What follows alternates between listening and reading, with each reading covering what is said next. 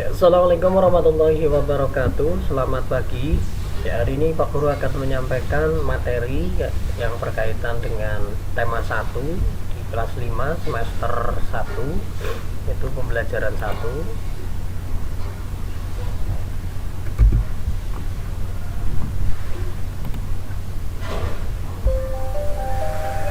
Ya, mudah-mudahan hari ini kalian diberikan kesehatan dan tentunya tetap semangat dalam belajar walaupun masih dalam keadaan daring pembelajarannya ya. Oke. Ya. Di tema 1 ini kalian akan mempelajari tentang organ gerak hewan dan manusia. Oke, next. Ya. Ini hanya sebagai pengantar.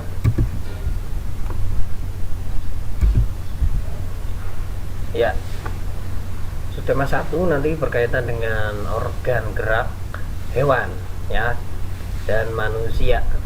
Oke. Di sini Pak Guru akan menyampaikan ya, ada dua jenis alat gerak pada hewan maupun manusia. Nah, yang pertama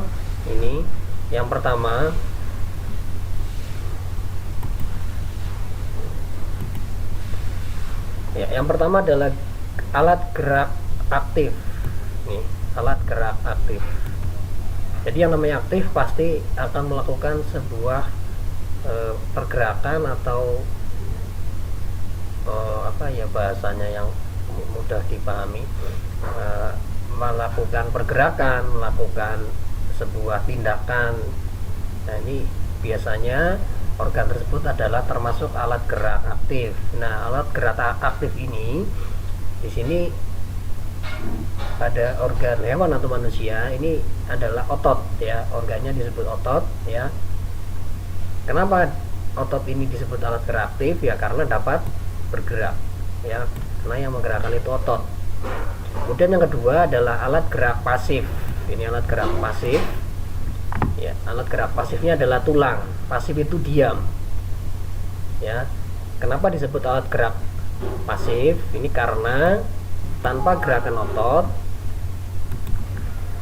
tulang tidak dapat melakukan gerakan ya. Jadi memang semuanya itu adalah sebuah sistem rangkaian organ tubuh, di antara satu dan lainnya ini saling berkaitan ya. Tentunya di sini sangat berperan tidak hanya satu bagian organ saja, tetapi semuanya sangat berkaitan, baik itu otot, tulang, darah, sel, kemudian otak, kulit, sebagainya itu memiliki fungsi masing-masing. Tetapi di sini kita fokuskan untuk alat geraknya ada dua ya, alat gerak aktif dan alat gerak pasif. Alat gerak aktifnya otot, alat gerak pasifnya tulang. Jadi bahasanya kalau aktif berarti itu contohnya adalah tulang, otot ya. Kemudian untuk alat gerak pasifnya adalah tulang. Di sini ada contoh ini ya, ini ada sebuah gambar lengan ya, lengan manusia. Ya, ini kelihatan dalamnya ya.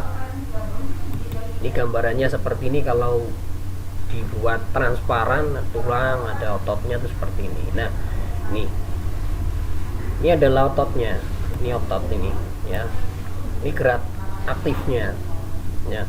Otot ini membalut tulang, tulang ada di tengah-tengah ini tulangnya, ini tulang ya, ini tulangnya. Jadi ini alat gerak aktifnya, sedangkan ini tulang, ini alat gerak pasif ya. Bagaimana kalau otot tokpak nggak ada tulang, itu bisa bergerak enggak? Dia dapat bergerak tetapi tidak dapat sempurna pergerakannya kalau tidak ada tulang ya, susah, nggak bisa gerak. Oke, next.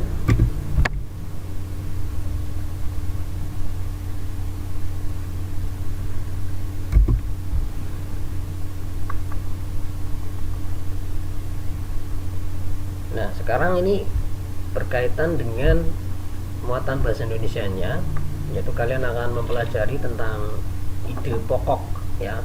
Ide pokok, kamu sering mendengar istilah ide pokok ya. Ide pokok itu biasanya banyak sekali di sebuah apa namanya, bisa cerpen, bisa sebuah cerita. Nah, kalau kamu sering membaca, tentunya dengan sangat mudah dapat menentukan ide pokok.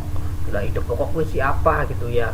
Ide pokok itu adalah inti atau dasar ya, inti atau dasar permasalahan suatu teks. Nah, ide pokok juga biasanya sering disebut ini pokok pikiran atau gagasan utama karena berisi gagasan dasar penulis. Nah, kemudian untuk ide pokok, untuk kamu lebih bisa memahami apa itu ide pokok, kalian harus sering membaca. Karena dengan membaca kamu nanti terbiasa bisa melihat mana ide pokok, mana kalimat utama, kalimat penjelas, dan seterusnya seperti itu. Kemudian bagaimana cara menentukan ide pokok? Ini yang pertama, baca teks dengan seksama secara keseluruhan ya, dengan teliti ya, jangan bacanya dilihat judulnya tok, itu nggak bisa nanti. Kemudian yang kedua, carilah kalimat utama dari teks tersebut ya, dicari kalimat utamanya atau induk kalimatnya. Kemudian ide pokok itu biasanya itu dijumpai pada kalimat utama tersebut, tapi biasanya pun tidak selalu di depan, bisa di belakang ya. Maka nanti ada dua jenis paragraf nih. Baik, selanjutnya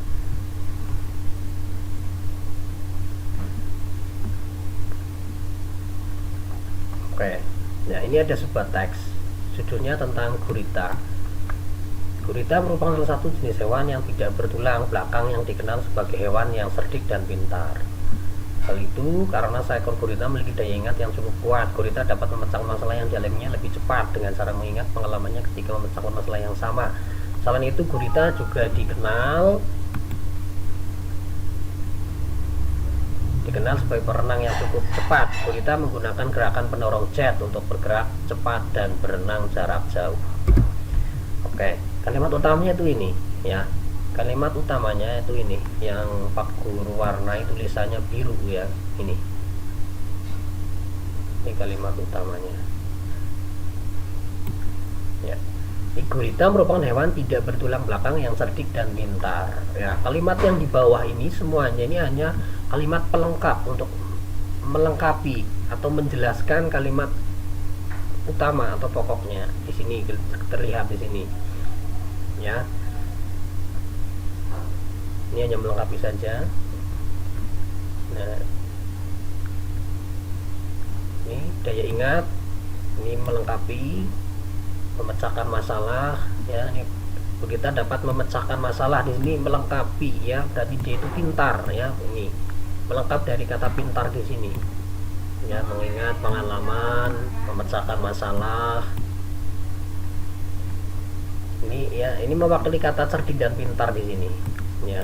Ini kan ya, cerdik dan pintar, bergerak cepat. Nah, jadi seperti itu. Kemudian itu jenis paragraf itu berdasarkan letak kalimat utamanya itu ada dua ya. Ini tadi sudah disampaikan. Ini paragraf deduktif atau kalimat paragraf yang gagasan utamanya itu biasanya terletak tidak biasanya, pasti di awal paragraf, itu namanya paragraf deduktif. Jadi kalau paragraf yang gagasan utamanya terletak di awal paragraf disebut paragraf deduktif ya.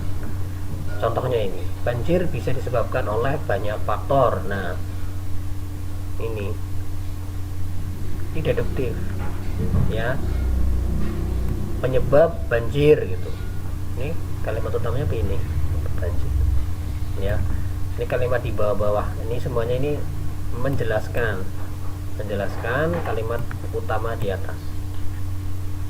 Hutan sebagai daerah resapan air banyak digunduli. Nah, ini menjelaskan ini faktor-faktornya, ini juga faktor. Nah, faktornya juga gitu ya. Kemudian yang berikutnya jenis paragraf jika kalimat utamanya terletak di akhir paragraf, namanya adalah paragraf induktif.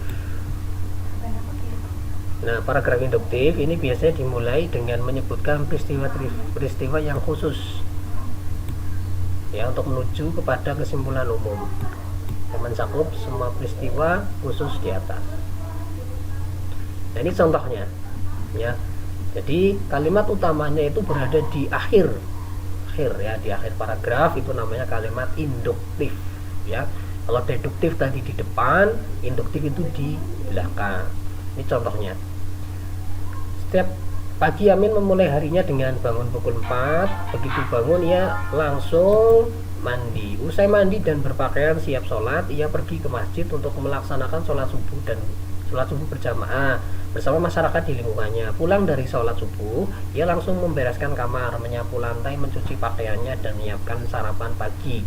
Setelah segalanya beres, barulah ia bersiap-siap pergi ke sekolahnya.